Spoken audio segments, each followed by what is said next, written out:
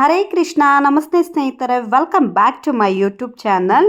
ಇವತ್ತಿನ ಸ್ಪೆಷಲ್ ಏನಪ್ಪ ಅಂದರೆ, ಆಲ್ರೆಡಿ ನೀವು ವಿಡಿಯೋ ನೋಡ್ತಾ ಇರ್ಬೋದು. ಆಹಾ, ಬಿಸಿ ಬಿಸಿ ಖಾರದ ಕಡುಬು. ಈ ಮಳೆಗೆ ಒಳ್ಳೆ ಸ್ಪೈಸಿಯಾದ ಖಾರದ ಕಡುಬು ಮಾಡೋದು ಅಂದರೆ ಭಾರಿ ಇಷ್ಟ. ಹೇಗೆ ಮಾಡೋದು ಅಂತ ತೋರಿಸ್ಕೊಡ್ತೀನಿ ಬನ್ನಿ. ಮೊದಲಿಗೆ ನಾನಿಲ್ಲಿ ಒಂದು 300 ಗ್ರಾಮ್ ಕಡಲೆಬೇಳೆನ ತೊಗೊಂಡು ಒಂದು 2ರಿಂದ 3 ಸತಿ ಚೆನ್ನಾಗಿ ನೀರಲ್ಲಿ ತೊಳೆದು ನೆನಾಕಿ ಇಟ್ಕೊತಾ ಇದ್ದೀನಿ. ನೋಡಿ, ಒಂದು 2ರಿಂದ 3 ಸತಿ ಚೆನ್ನಾಗಿ ತೊಳ್ಕೊಬೇಕು ಕಡಲೆಬೇಳೆನ. ನೋಡಿ, ಈ ಥರ ಚೆನ್ನಾಗಿ ಕಡಲೆಬೇಳೆನ ನೆನೆಸಿಟ್ಕೋಬೇಕು. ಒಂದು 2 to 3 hours ಆದರೆ ಸಾಕು. ಮಧ್ಯಾಹ್ನಕ್ಕೆ ಮಾಡ್ತೀನಿ ಅಂದರೆ ಬೆಳಗ್ಗೆ ನೆನಾಕೊಂಡ್ರೆ ಸಾಕು. ನೋಡಿ, ಚೆನ್ನಾಗಿ ಕಡಲೆಬೇಳೆ ನೆಂದಿದೆ. ಈ ರೀತಿ ನೆಂದರೆ ಸಾಕು. ಇದನ್ನು ನಾನು ಮಿಕ್ಸಿ ಜಾರ್ಗೆ ಹಾಕ್ಕೊಂಡು ಒಂದು ತರ್ತರಿಯಾಗಿ ಒಂದು 75% ನೀಟಾಗಿ ಕಡಲೆಬೇಳೆನ ಗ್ರೈಂಡ್ ಮಾಡ್ಕೊತಾ ಇದ್ದೀನಿ. ಇದಕ್ಕೆ ಒಂದು ದಪ್ಪನಾದ 3 ಈರುಳ್ಳಿನ ತೊಗೊಂಡಿದ್ದೀನಿ. ಒಂದು 10ರಿಂದ 12 ಸ್ಪೈಸಿ ಬೇಕು ಅಂದರೆ ಒಂದು 15 ಹಸಿಮೆಣಸಿನಕಾಯಿ, ಒಂದು ಅರ್ಧ ಇಂಚು ಶುಂಠಿ, ಒಂದು 5ರಿಂದ 6 ಇಳ್ಕೊ ಬೆಳ್ಳುಳ್ಳಿ ತೊಗೋಬೇಕು. ನೋಡಿ, ನಾನಿಲ್ಲಿ ಸಣ್ಣದಾಗಿ ಈರುಳ್ಳಿನ ಕಟ್ ಮಾಡಿ ಇಟ್ಕೊಂಡಿದ್ದೀನಿ ಮಿಕ್ಸ್ ಮಾಡೋದಕ್ಕೆ. ಮತ್ತು ಇದಕ್ಕೆ ಸಬ್ಬಕ್ಕಿ ಸೊಪ್ಪು, ಕೊತ್ತಂಬರಿ ಸೊಪ್ಪು ಮೇಯ್ನಾಗಿ ಬೇಕಾಗಿರೋದು.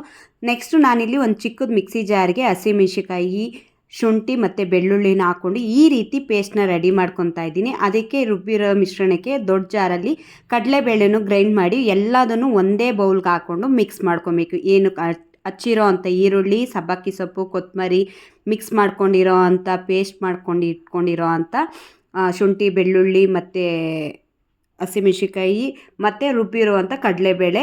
ಇದಕ್ಕೆ ಒಂದು ಬೌಲಷ್ಟು ಕಾಯಿ ತುರಿ, ಮೇಯ್ನಾಗಿ ಕಾಯಿ ತುರಿ ಹಾಕಬೇಕು. ಮತ್ತು ರುಚಿಗೆ ತಕ್ಕಷ್ಟು ಉಪ್ಪನ್ನು ಹಾಕ್ಕೊಂಡು ಒಂದು 1/2 hour ಇದನ್ನು ನೆನೆಯೋದಕ್ಕೆ ಬಿಡ್ತಾಯಿದ್ದೀನಿ. ನೋಡಿ, ಮಿಕ್ಸ್ ಮಾಡಿ ನೆನೆಯೋದಕ್ಕೆ ಇಡ್ತಾಯಿದ್ದೀನಿ. ಇದಕ್ಕೆ ನಾವು ಕೆಲವರು ಅಬೆ ವಡೆ ಅಂತ ಮಾಡ್ಕೋತಾರೆ, ಬಟ್ ನಾವು ಇದನ್ನು ಕಡುಬಾಗಿ ಮಾಡ್ತಾ ಇರೋದ್ರಿಂದ ಇದಕ್ಕೆ ಹಿಟ್ಟನ್ನ ರೆಡಿ ಮಾಡ್ಕೊತಾ ಇದ್ದೀನಿ.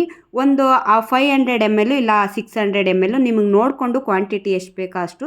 ಏನು ಮುದ್ದೆಗೆ ನೀವು ಹೆಸರಿಟ್ಟು ಅಂತ ಇಡ್ತೀರಲ್ಲ ಆ ಥರ ನೋಡಿ, ಈ ಥರ ಇಡಬೇಕು. ನೀರು ಕುದೀತಿದ್ದ ಸ್ವಲ್ಪ ಅಕ್ಕಿ ಹಿಟ್ಟನ್ನ ಹಾಕಿ ಸ್ವಲ್ಪ ಉಪ್ಪು ಹಾಕಿ ಕುದಿ ಬರಬೇಕು. ಕುದಿ ಬರ್ತಿದ್ದ ಹಾಗೆ ಮುದ್ದೆ ಟೈಪಲ್ಲಿ ನೀವು ಇದನ್ನು ತಿರ್ಕೋಬೇಕು. ಬಟ್ ಮುದ್ದೆ ಆದರೆ ಪಿಚ್ಕ ಅನ್ನೋ ಥರ ಇರುತ್ತೆ. ಬಟ್ ಇದು ಆ ಥರ ಅಲ್ಲ, ಕೆಲವ್ರಿಗೆ ರೊಟ್ಟಿ ಮಾಡಿ ಅಭ್ಯಾಸ ಇರುತ್ತೆ. ಆ ಥರ ಮುದ್ದೆ ಥರ ಮಾಡ್ಕೋಬೇಕು. ನೀಟಾಗಿ ಅಕ್ಕಿ ಹಿಟ್ಟು ಚೆನ್ನಾಗಿ ಅದರಲ್ಲಿ ಬೆಂದ್ಕೊಂಡಿರಬೇಕು. ನೋಡಿ, ನಾನಿಲ್ಲಿ ತಿರುಗೋದಕ್ಕೆ ಬಿಟ್ಟಿದ್ದೀನಿ, ಕದ್ರತಾ ಎಲ್ಲ ಹಿಟ್ಟು ಹಾಕಿ. ಒಂದು ಕ್ಯಾಪ್ ಮುಚ್ಚಿಬಿಟ್ರೆ ಒಂದು 5ರಿಂದ 10 ನಿಮಿಷ ಹಿಟ್ಟು ಬೇಗ ಬೆಂದ್ಕೊಂಡ್ಬಿಡುತ್ತೆ. ನೋಡಿ, ಈ ಥರ ಬಿಸಿ ಇದ್ದಾಗಲೇ ಚೆನ್ನಾಗಿ ನಾದ್ಕೋಬೇಕು ಹಿಟ್ಟನ್ನ.